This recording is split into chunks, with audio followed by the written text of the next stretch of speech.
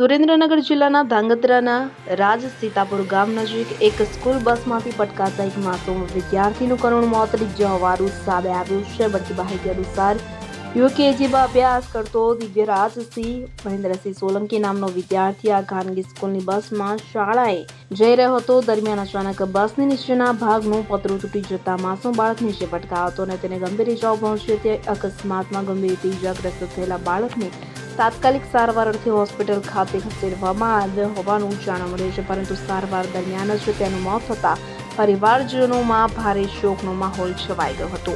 કલ્પેશ વાઢેર, સુરેન્દ્રનગર. હવે જુઓ દેશ દુનિયાની તમામ ખબરો તમારી આંગળીના ટેરવે.